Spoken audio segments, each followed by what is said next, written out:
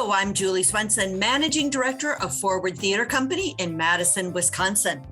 And I'm Mike Fisher, a Milwaukee-based theater writer and dramaturg. I'm Jen Ophoff-Gray, founder and artistic director of Forward Theater Company. And this is Theater Forward, a twice-monthly conversation about theater from a local, regional, and national perspective. From Madison to Manhattan, we're excited to share insight into our own company while exploring issues surrounding theater in the Midwest and around the country.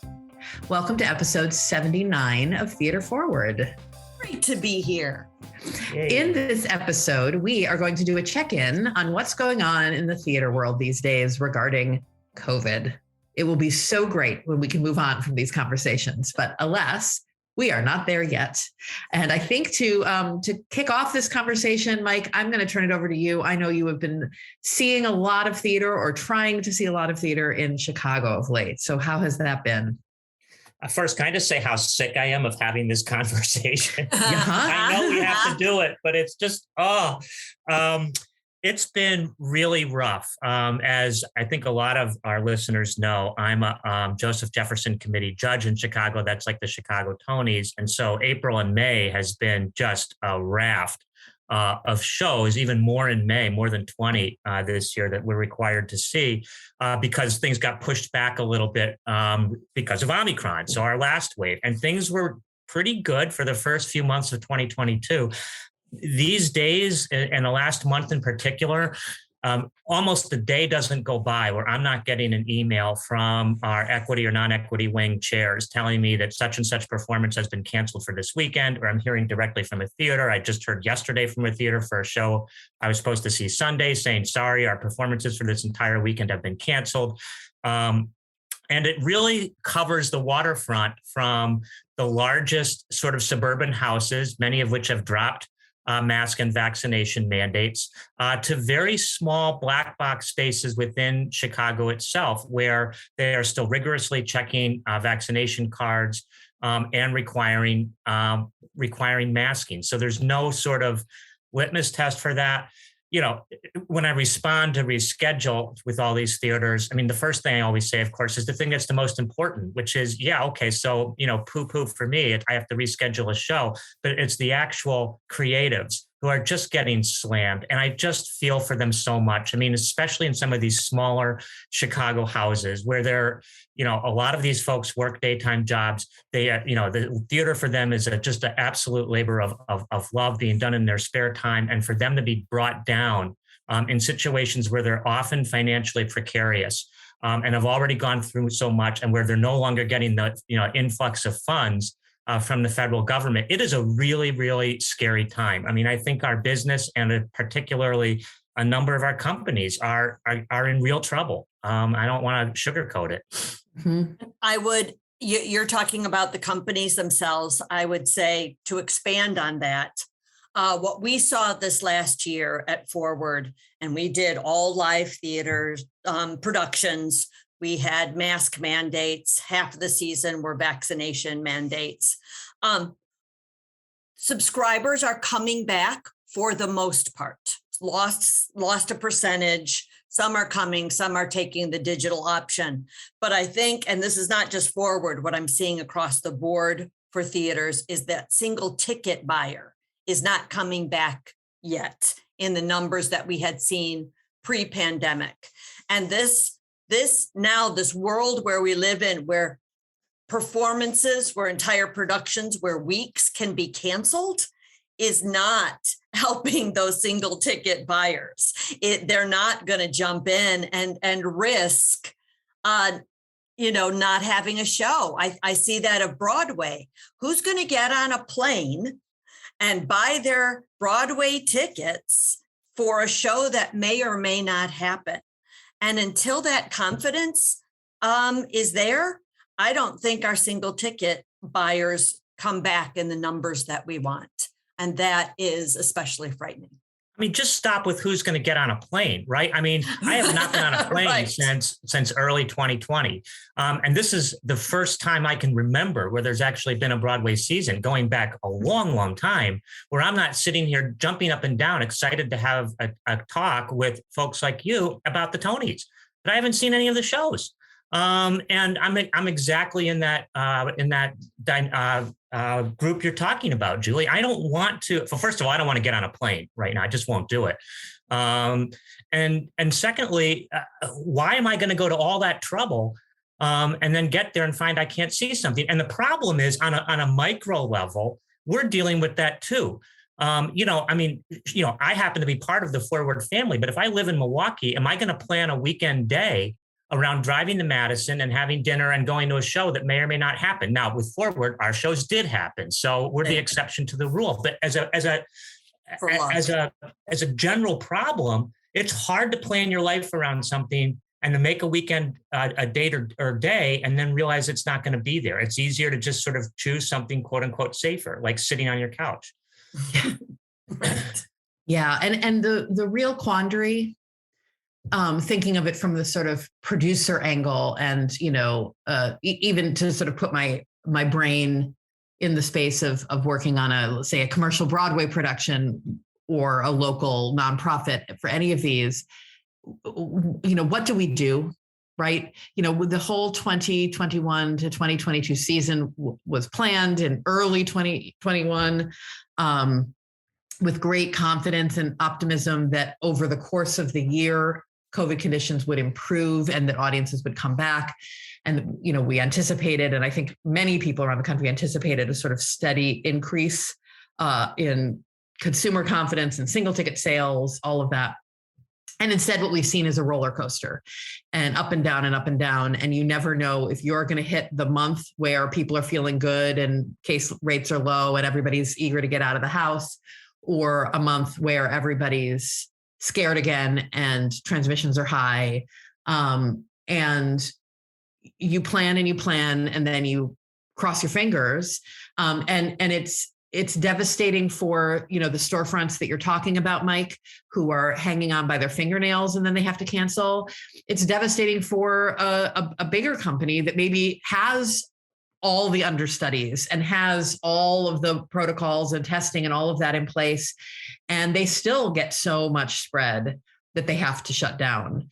I've heard some colleagues talking about, you have to just suck it up and go back to work. And if people get sick, they get sick. That is certainly not where I am on this. First and foremost, we need to keep our artists, our audiences, and our communities healthy. That's the long-term thing. It's painful in the short term, financially, but in the long term, we have to build that trust.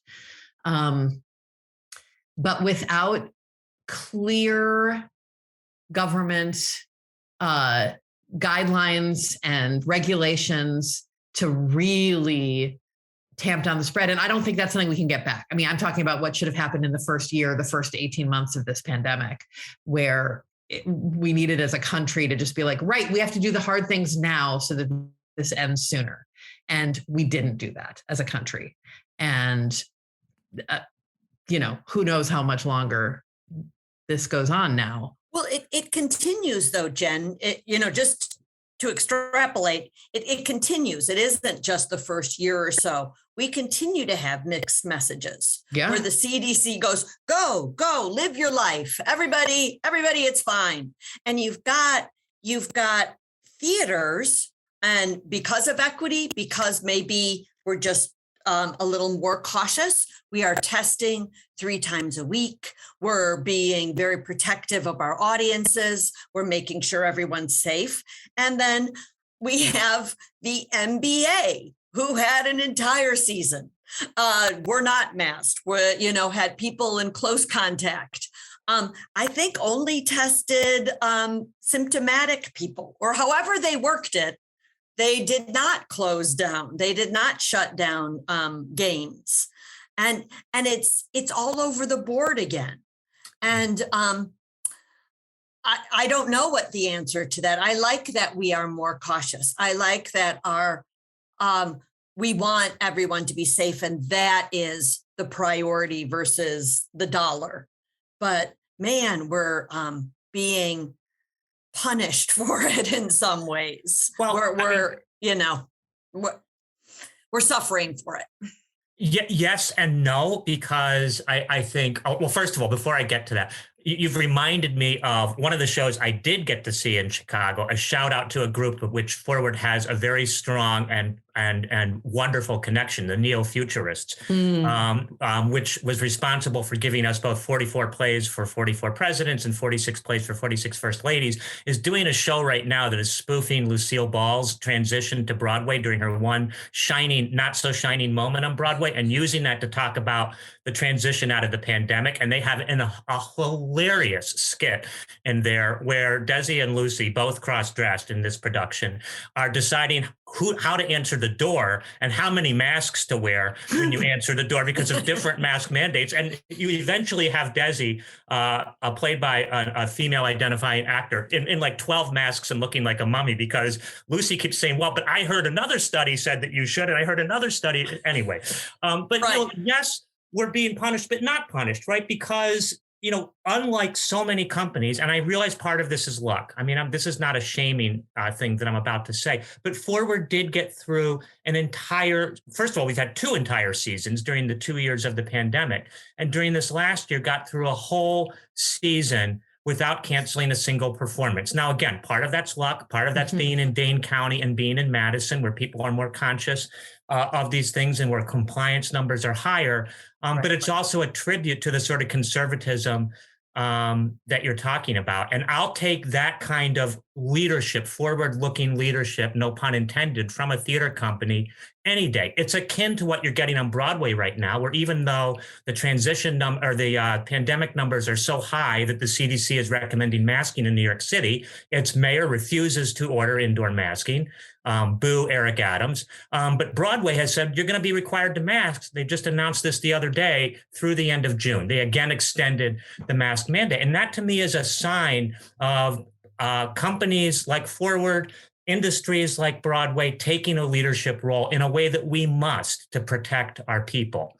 Yeah. I think masks, why don't we just do masks always? Yes. Doesn't that make sense? Like I don't think hospitals will ever get rid of masks. From now on, every time you go into a hospital, you're going to have to wear a mask. Why can't we just do that with theater? Why isn't that just, you're going to be sitting with a bunch of strangers pretty close together, wear a mask? Why? I don't know why that's still a conversation. Like, I'm totally okay if Forward just says for forever, we'll have masks.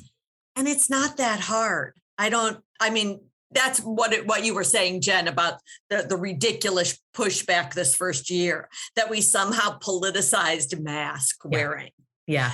And let's take that off the table and just say, for people, safety, wear a mask. Yeah. And I'm curious and daunted and upset about this. And then we'll have masks, and then we won't have masks, and then we'll have masks. Yeah. That was kind of what I was saying with that earlier thing about, the first year to 18 months is it's not that the poor communication isn't ongoing. It's that I think that was our window to set the country on a path to actually contain this pandemic. And those cows are out of the barn, or however you want to phrase that. Right. To your point, Julie, I would rather not wear masks in the theater. Like, if all else is equal, sure, I would be very happy to go back to not wearing masks. But I think the bigger point is all else isn't equal, because there's really transmissible disease around, and it's such an easy, the way I've started thinking about it now, and my thinking obviously changes depending on the variant and all of that. But right now it just seems like, okay, what's the best thing I can do to protect myself? Be vaccinated, be boosted. I'm over 50 now, so I've got my second booster, very grateful for it, all of that. What's the best thing I can do to protect other people around me, especially the most vulnerable, but really the community at large? Wear a mask when I'm around other people. And that, to your point, that it is such an easy thing to do to show that I care about the people around me. And would I rather sit for 2 hours with a mask on my face, or would I rather sit with it off? Yeah, sure, off. But would I rather sit with a mask on my face and know that I'm protecting my community, or sit with it off? Completely different calculus. And to your point, Mike, yes, we feel very fortunate to have now, as of last weekend, when we're recording this, we have completed our second COVID season. This one was completely live with full runs, no canceled performances, no cases of COVID traced to anybody involved with any of our productions. And yes, a huge portion of that is luck and our community. But it is also that we were, like you said, we were very conservative, and we were kind of out in front making decisions about protocols for our artists and for our audiences, and, required proof of vaccination before anybody else, continued to require masking when everyone else was letting it go. And those things helped.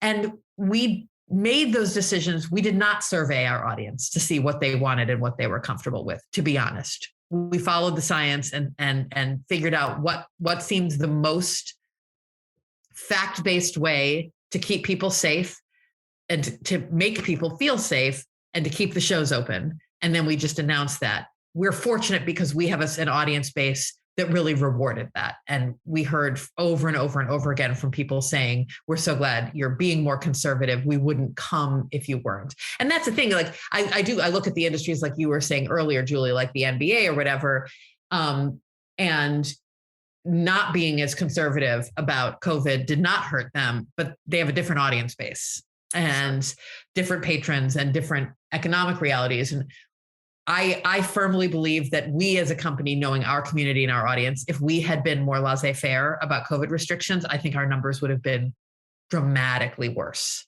on all the numbers, the COVID numbers and the financial numbers. I had one person in our most recent show that ran late April through mid-May. One patron who, gave me an earful about the fact that I can go to a basketball game or I can get on a plane. I don't have to wear a mask anymore. And I said, fine, but you have to wear one here. But he was, hugely outnumbered by the people who said, this is the one thing I actually really come out to do in public because I feel that you're taking safety seriously. Yeah, I mean, I feel safer. Go ahead, Julie. No, I was just going to say, in terms of the safety, seriously, we did, our audiences did, but the reason we didn't cancel a show, and this is, again, many times luck, but also some conscious behavior. We had actors and designers and crew that took it seriously too. And I had, I think we should acknowledge that they were behaving well as along with us. So that was part of a lot of people get sick who do all the right things. Absolutely. But you certainly reduce your risk. Right. Yeah. I mean, that's we're talking about the workers here. I mean, to me, we've been focused on the audience, and our audience is obviously, we wouldn't exist without our audience. But to me, the main reason why I do not understand any theater in this state or any other not requiring masking is it shows to me a reprehensible, cavalier disregard for workers. Our actors can't mask when they're on stage and do their job.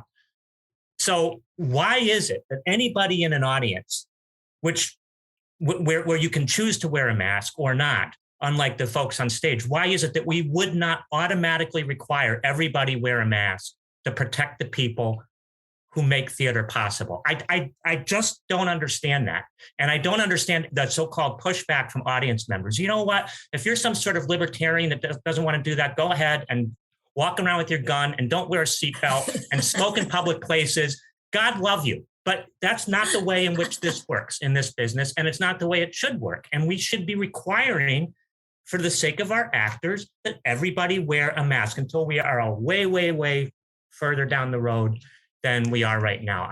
I'm sorry, I don't have any patience for this position. It's interesting, Mike, you refer to something that I've been really following with some degree of interest, because, this conversation is about COVID numbers, but also all the ways that our industry is dealing with this new reality. And one of the things that I've seen, I don't know if either of you saw this, but recently Moulin Rouge on Broadway announced that they were bringing some actors back and having them perform masked because they didn't have enough people to do the show, but they could bring people who I believe, because there's so much lack of clarity on, can you come back after 5 days? Can you come back after 10 days? And, what's the CDC say? What does the equity allow? And so people who had tested positive and are now testing negative, but had not yet gone their full 10 days, under CDC recommendations currently, you can come back after 5 days if you stay masked until day 10. And so equity allows for this, and producers are bringing some folks back in Moulin Rouge who are performing masked, which is, I have all kinds of very complicated feelings about that.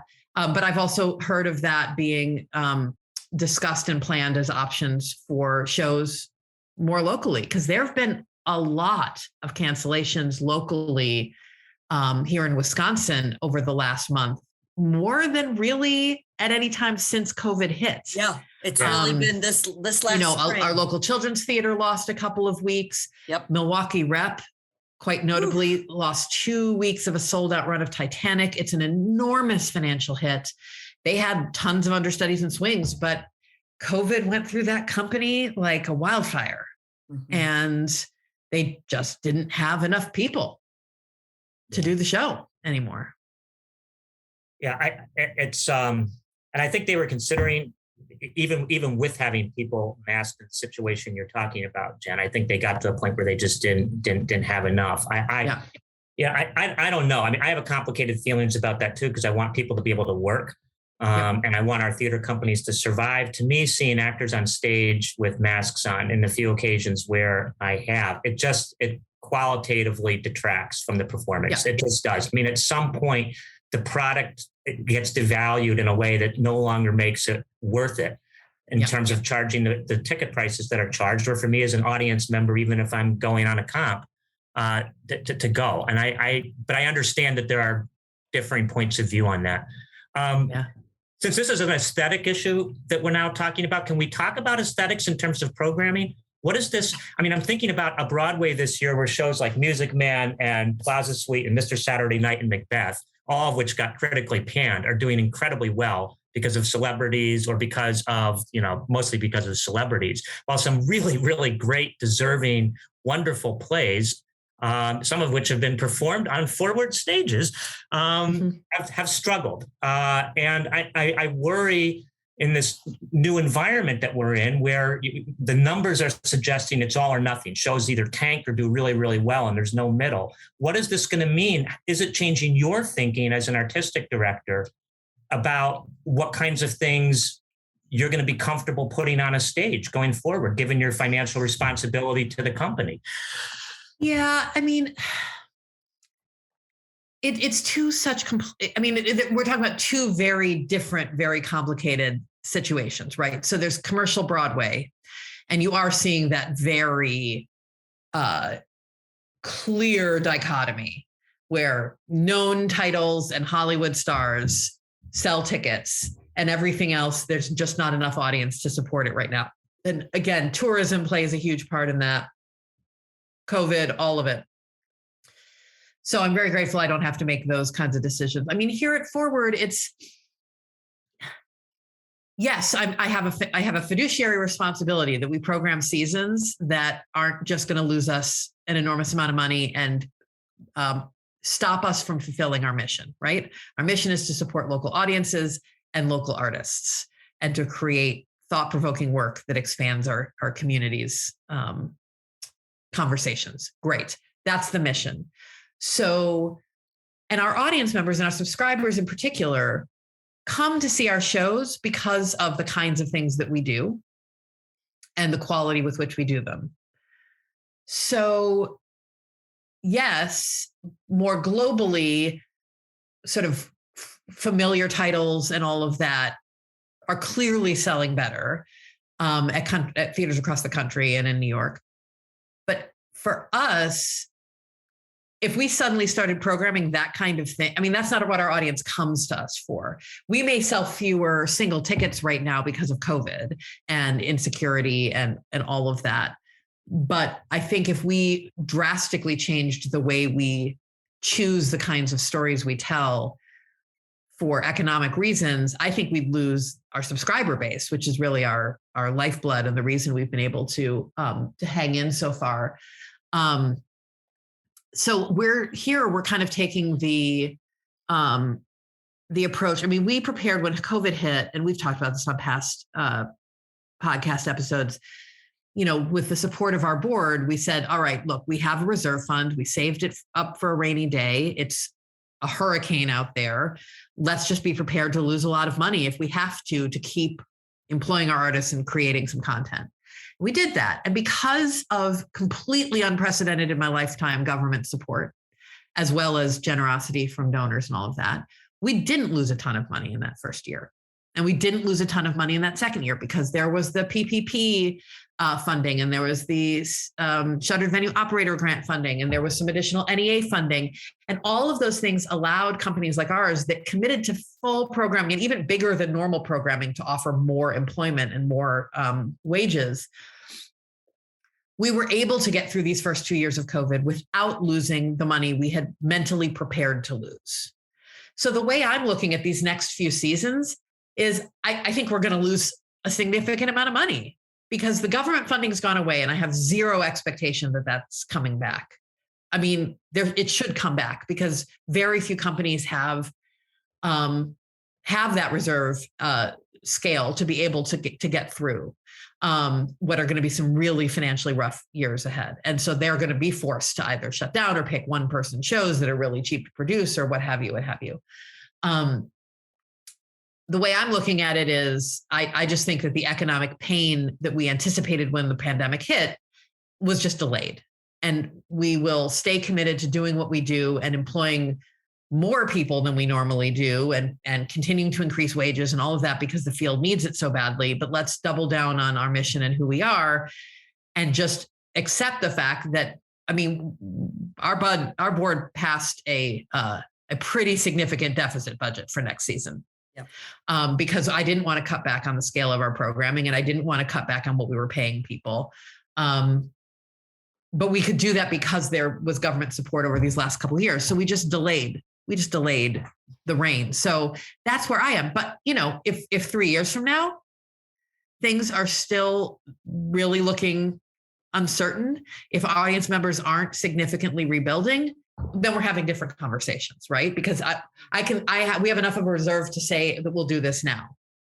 We get a few years into this, have significant losses many years in a row, then we get to the point where we have to say we want to be around to continue to employ people in the long term. We can't afford to keep losing money like this. So, and it's not just that ticket sales are low, and we're seeing this across the country. There was that beautiful moment in the spring of 2021, like vaccines had come out and everyone was we had our 4 weeks of hot vax summer, and everyone's like, hey, the world's going back to normal. And people were seeing huge ticket sales and everyone was excited. But that has not really come back.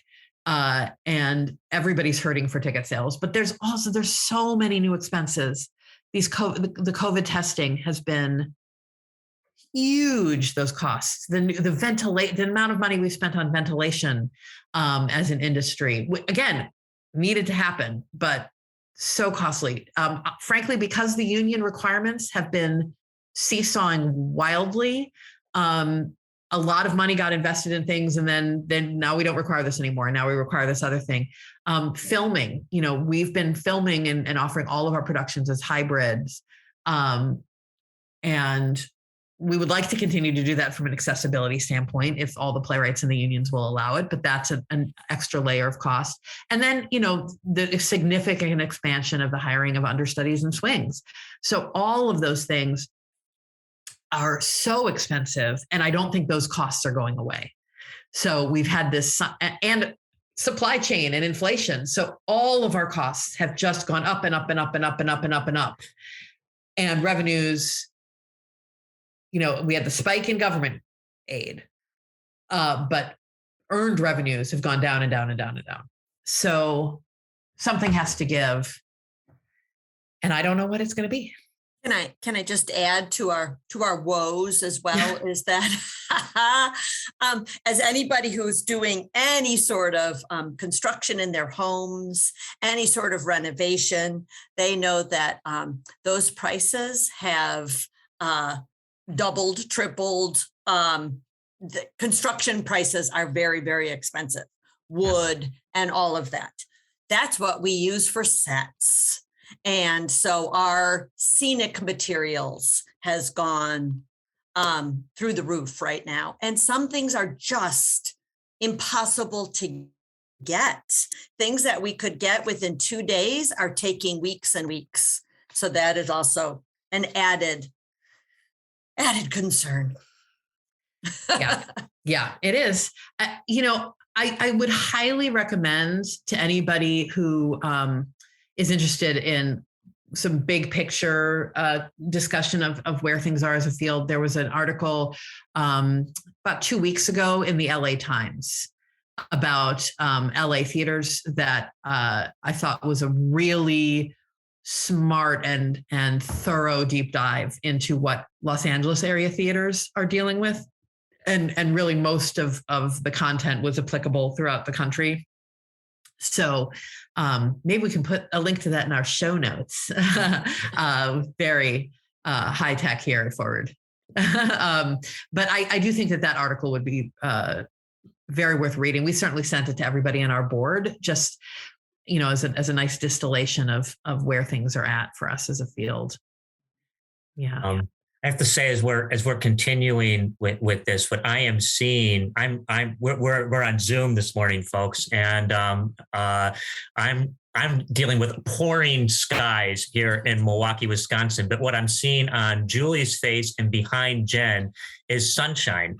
And given the way weather works, it goes from west to east. So my thought is that all the goodness and sunshine that Forward has bestowed on the world in the last few years is going to radiate outwards. Again, it's we've made it, and it's not a pat yourself on the back sort of thing entirely. I mean, we've talked about the luck factor, but we have made it through 2 years of giving people theater, and made it through this whole last year of giving people live theater. And it has been exactly the sort of programming, sort of edgier, newer, not unafraid of, not afraid of challenges.